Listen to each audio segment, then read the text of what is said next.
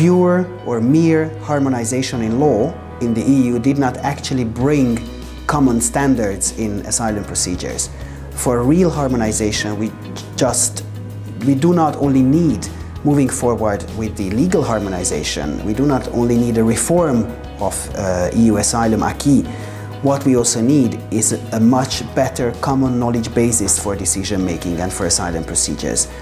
We need to invest much more in training, in awareness raising, in information exchange to make sure that decisions taken in Bulgaria and decisions taken in Ireland will be the same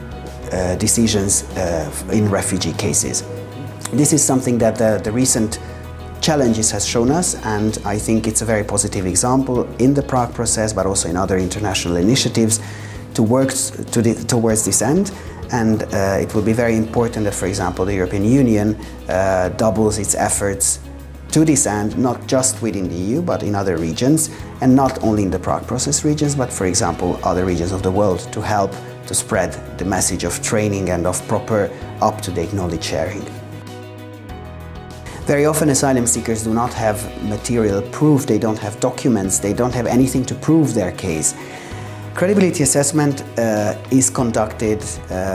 very often with structural problems we have witnessed in different research and training projects in recent years. For example, there is a lack of importing the scientific knowledge from other fields of science into asylum procedures and asylum law, which results in fake assumptions about human behavior. Very often we see in rejections or asylum decisions arguments that suggest that a person should behave in one or another way to show that he is telling the truth, while these assumptions are not based on our scientific knowledge. It's very much based on stereotypes, it's based on prejudices and based on unscientific presumptions about human behavior. It's based on cultural assumptions that we believe that in a certain cultural context you must behave in a certain way, while in other cultural contexts this just means the opposite. So what is really important in these procedures is not to look for the truth, because the truth is a philosophical category, but to look for credible statements which are related to the material facts of the asylum case, not peripheral facts, not unimportant factors, considerations of the case, but the core issues for which a person must leave his or her country of origin to seek protection elsewhere. And for that, we would like to help decision makers and other actors of the asylum proceedings to understand what is that kind of recent, up-to-date scientific knowledge about human behavior that they must be aware of. We would like to help them by introducing indicators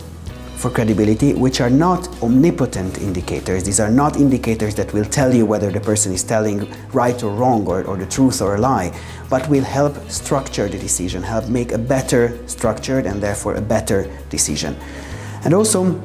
besides the indicators and the potential distortion factors based on our recent scientific knowledge, we also introduce legal standards that are firmly anchored in EU law, in the jurisprudence of international courts and international good practices, as well as UNHCR guidelines. And these legal standards, if decision makers apply them properly, will not totally close the gap, they will not decide the case instead of them, they will not avoid the risk of making a mistake in credibility assessment, but will reduce this risk to a significant extent. So states, judges and others who work in the asylum procedure will be better equipped to take well-funded, scientifically founded decisions on credibility assessment, which will very often decide the fate of a human being, in most extreme cases between life and death.